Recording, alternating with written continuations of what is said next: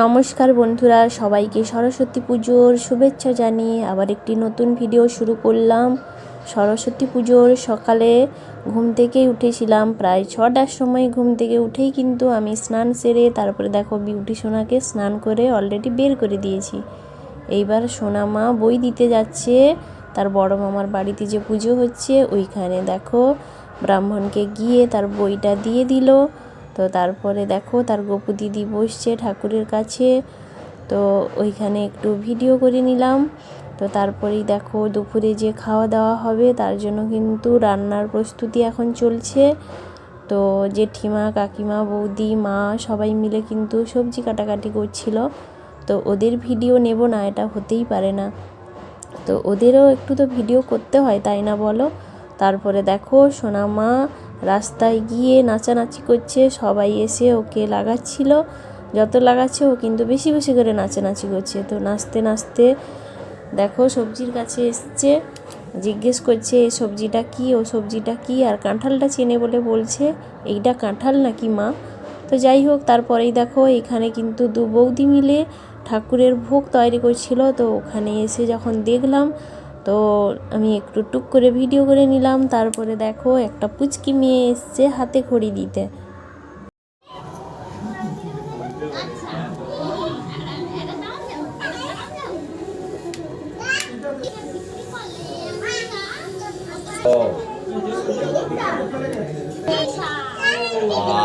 তো বন্ধুরা দেখো সোনা মাও কিন্তু কাজে লেগে গেছে, অঞ্জলি দেওয়া হবে। ওই ফুলগুলো কিন্তু আমি পাতায় পাতায় নিচ্ছিলাম, ও আমার হাত থেকে নিয়ে ও ওইগুলো করছে।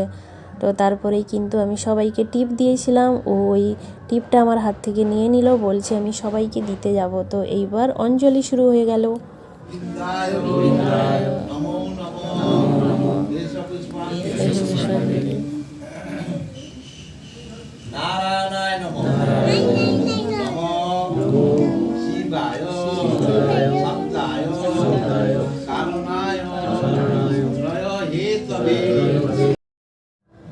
জানো তো বন্ধুরা, সোনা মা এত সুন্দর মন্ত্রগুলো পড়ছিল, আমি অঞ্জলি দিতে দিতে কিন্তু টুক করে একটু ভিডিও করে নিয়েছিলাম তোমাদেরকে শোনাবো বলে। তো যাই হোক, অঞ্জলি শেষে সবাই প্রণাম করলো। তো প্রণাম করার পরেই যখন সোনামাকে বললাম চল এবার খেতে যাব, কিন্তু খেতে যাচ্ছিল না, নাচার জন্য পাগল ছিল। দেখো পঞ্চামিত্র খেতে দিতেও কি সুন্দর হাতে খেলো, আবার মাথায়ও নিয়ে নিল বড়দের মতো।